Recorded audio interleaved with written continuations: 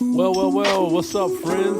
It's your boys. We back at it, coming in hot. I'm coming in hot. If y'all listen to that TikTok video with Lecrae and Andy Mineo, I'm coming in hot. TC is back.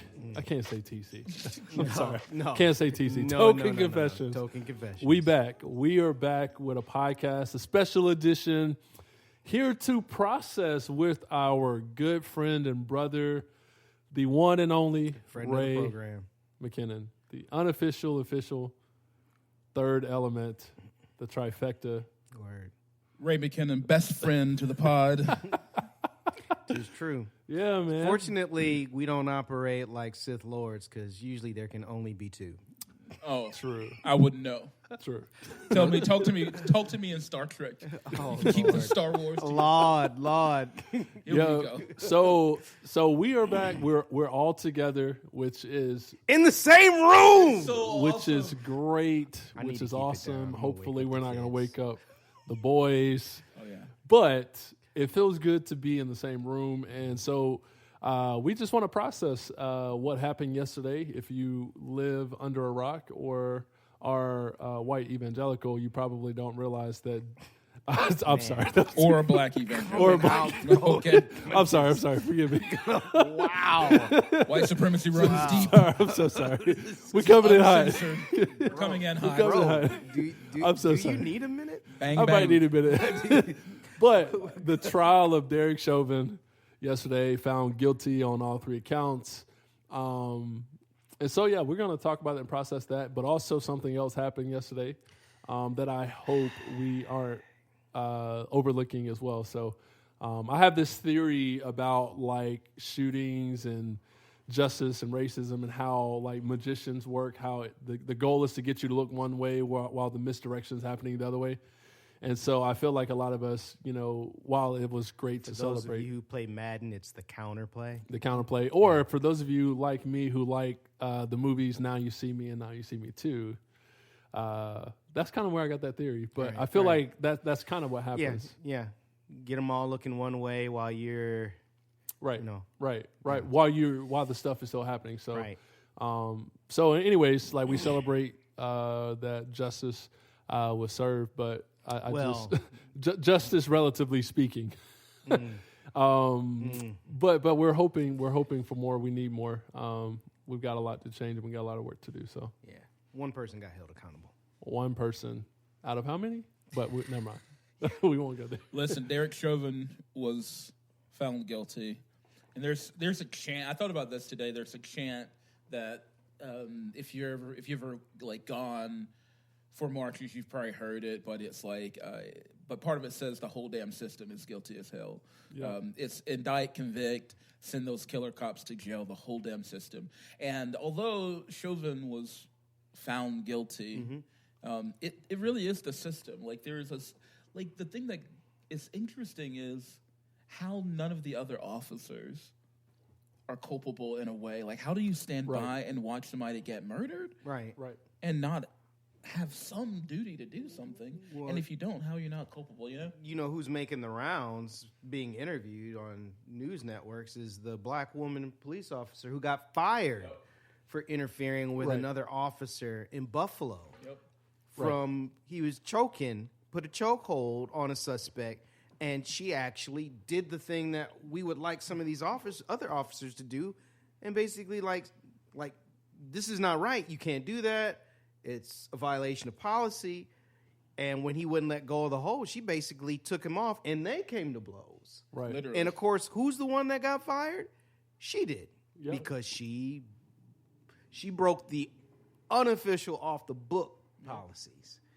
So And she just, I think it's back in the news because I think she just, they finally, like on her appeal or something, Yeah, she got gave a her pension. back pay, her pension, and all that Yeah, stuff. yeah, I mean, yeah. it was like over a decade ago. Yeah. She was on the Breakfast Club. That's how I found out about cultural, artifacts. So. Yeah, for the cult. But and I think that's very telling. And again, most people probably missed that. They didn't. That's the misdirection that I'm talking about. But yeah, because go ahead. I got some numbers here Go for it. from a friend. I'm Facebook sourcing this. I put that out in the open right now, just in case it's inaccurate.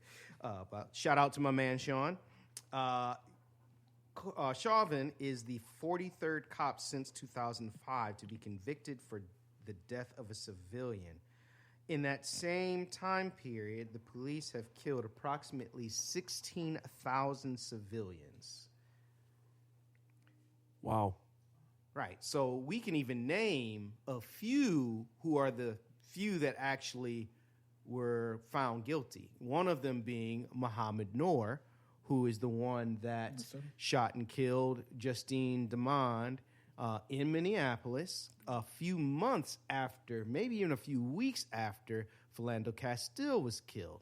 And the interesting thing about that is Muhammad Noor is a Somali-American immigrant who is also a Muslim. He is a non-white individual, whereas Justine Demond, though she is also an immigrant, she is an immigrant from Australia. So she was white.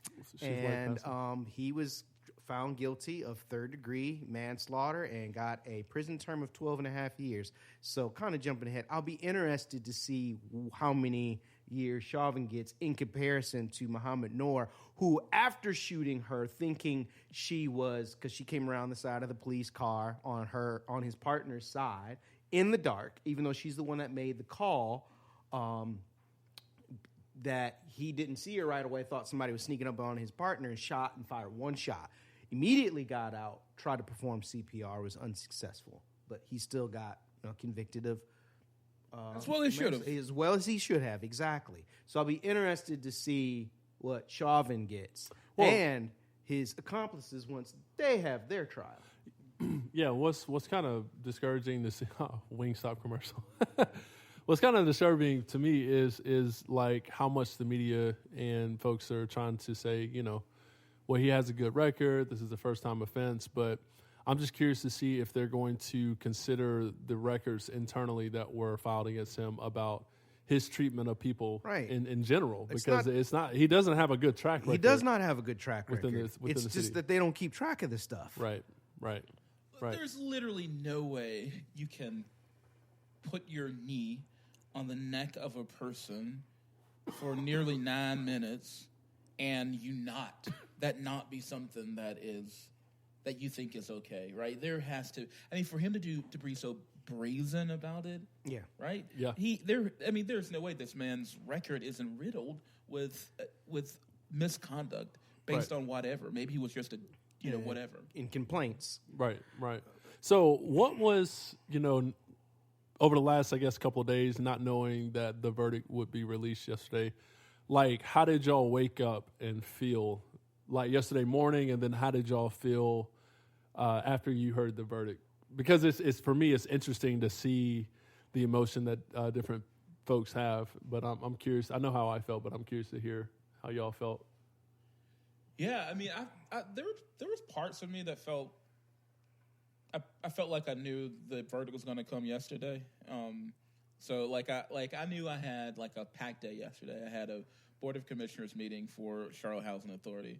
And I normally try to like dress up and look commissioner-y, right? But I was like, I'm wearing my cardigan, I'm wearing my black shirt. Like, I got this shirt that's like black, smart, strong, whatever, educated. So I figured like that was going to happen. And so we were bringing something online, so we went and toured it. And I saw right before that, a verdict was imminent. And so I get in the car. Anyway, we get in the car. I had to go back over to our space, which is on East Boulevard.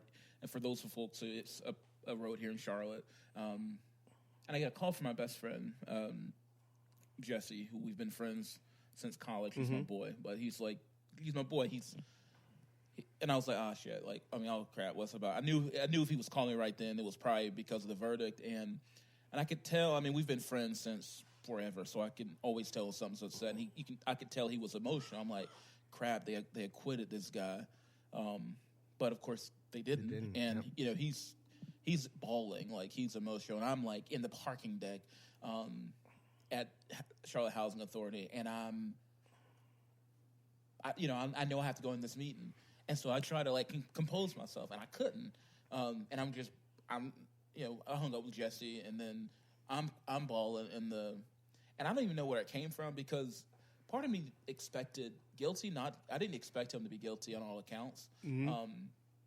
But an interesting thing that was the chair of the Housing Authority Board of Commissioners is Judge Shirley Fulton, who is was the first, for folks who don't know, first black woman judge here in Charlotte-Mecklenburg. And I was like, I got to tell her. And she like does this little dance, and Judge Fulton is like a serious woman, like she's not. Yeah, no doubt. that was, and then and also Lucy Brown, who's our resident commissioner, who's an older black woman as well. Yeah, and so there was this like mix of emotions, like to see her joy, and she was like, "I've always believed in the jury system." She's a very soft spoken black woman, and I was emotional, man. Like in all day yesterday and even today, I've not like I felt so volatile. Like I've felt like I'm so, I don't know. So yeah, I'm still processing it. I'm still I'm angry though. Like I feel like all these range of emotions. Like I'm like you should be, I guess, happy, but I'm just angry, bro. Yeah. Like, I'm still angry. The thing I wrestle with is had we not had social media and had it not gone viral and had it not become a national event, like what would the outcome have been? You know what I'm saying? And think about all the people that have gone through the same thing that George Floyd went through, but it wasn't on camera. We didn't have cell phones, or people didn't, cell phone was dead, or whatever the case may be. That were on camera, and they were still right. Like this is 30 years. Yeah.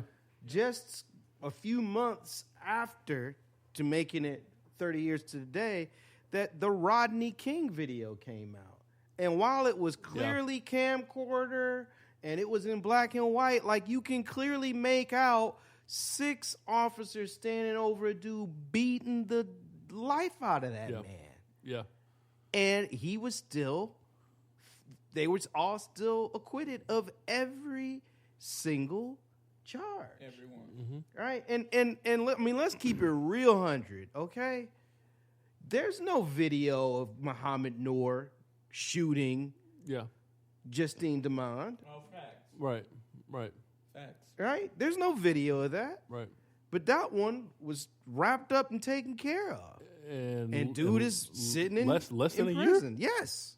Like, was it less than 6 months? It didn't take long. It didn't take long at all. They might have wrapped that one up before they wrapped up Officer Yanez, who killed Philando Castile. Yeah.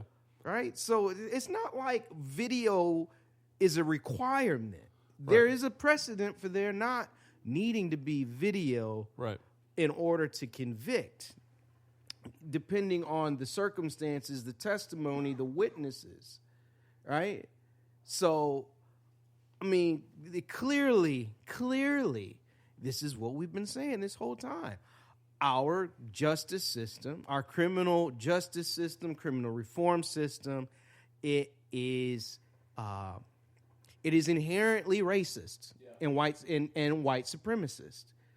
Yeah. To which people say, well, how did you prove that? Well, let's work this way. Instead of me having to prove it, let's go back to the beginning, show how it started inextricably embedded in white supremacy, unfair, and then you prove to me when that changed. Right. I mean, because literally, you don't have to prove. I mean, the system we know was literally built on white supremacy. Like, you don't have to. It was not built for us. It was built to contain us. Right. Just subscribe to the EJI, Equal Justice Initiative calendar, where they send you a daily email, and just subscribe to that for a month, okay? And see all the various different dates of all these different, quote, court rulings, trials, extrajudicial executions. Then tell me when exactly did it end. Right. Not just in word, but in practice, when did it end? The burden of truth is not on those of us who say that these things are inherently racist. It is the burden of proof is on the people who would argue that it isn't, because it's not like it started off good and became wrong. It started off corrupt, and it has not gotten to the point where it has been reckoned with. I think I'm going to add some organ right there. I was just thinking, why aren't you on the organ? Right here, the setup is here. For real. So how did you process yesterday? So my wife asked me how am I feeling about it, and I just told her I really don't know how I'm feeling. Like, the best I can describe it is just numb.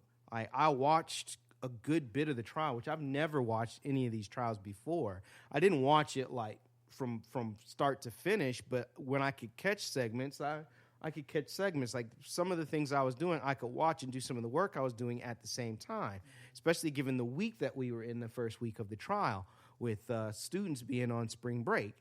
So